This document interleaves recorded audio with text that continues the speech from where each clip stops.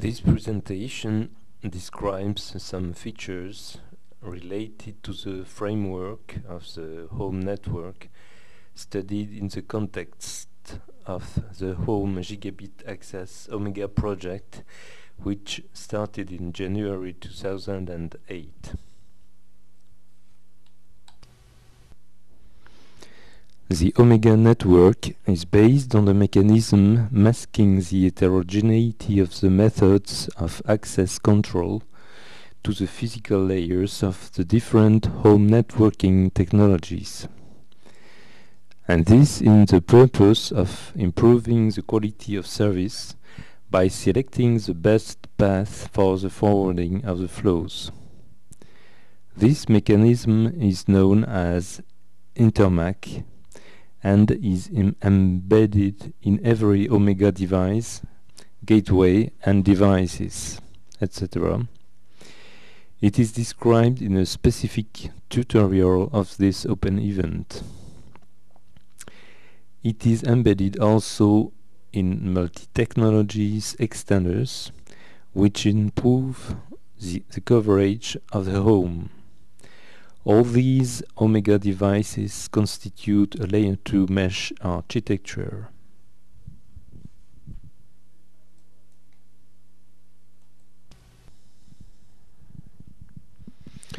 This picture represents a typical configuration for an Omega network.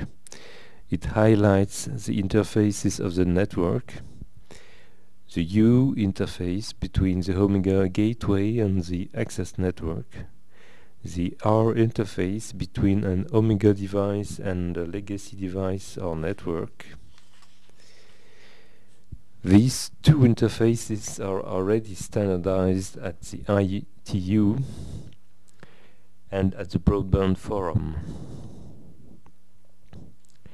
The Omega network introduces only one new interface, the Omega interface between the Omega devices, which can be a multi-technology interface.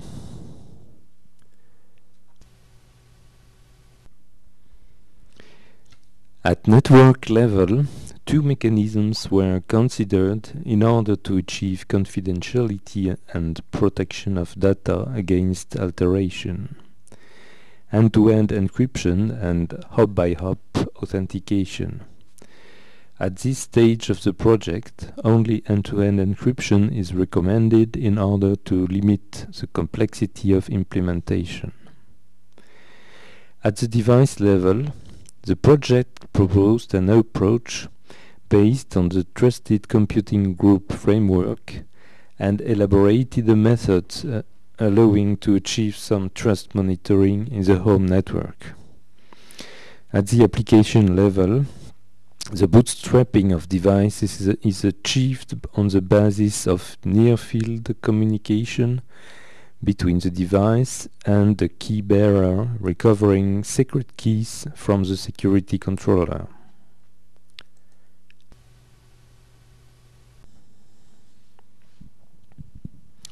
A new enabler brought by Omega is that the everyday operation of the network generates automatically information that can be used afterwards for self-care applications, help the client to troubleshoot a problem, customer care applications, help the client from a hotline, and management applications. For instance, power saving.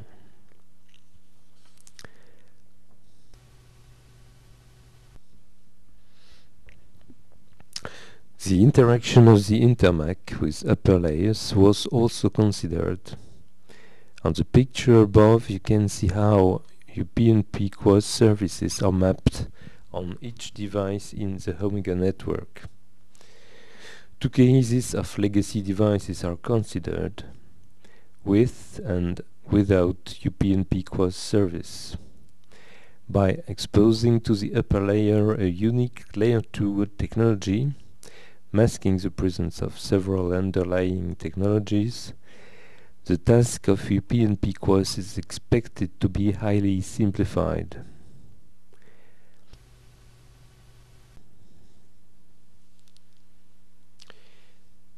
The interaction of the Intermac with SIP was also taken into account.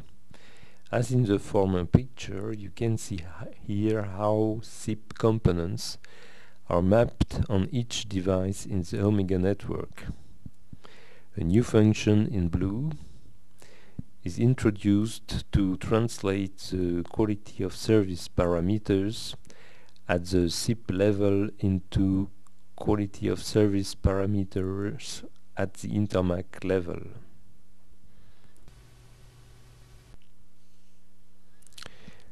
The intra-home continuity of services was another topic studied in the project.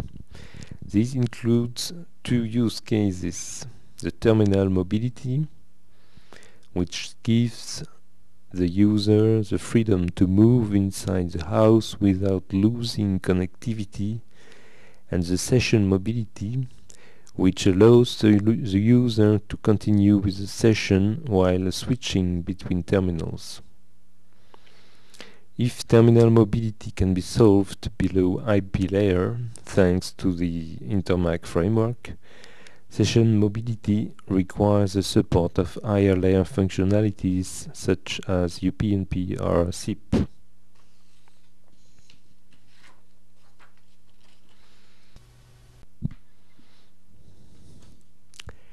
We introduce here a new functional block, an Omega Session Mobility Manager. Its goal is to track the user's location and trigger session mobility mechanisms based on user preferences and current usage. The context logic block, among many other things, must decide whether the user is handling a UPnP device or a SIP device and trigger the sequences accordingly. Thank you for your attention.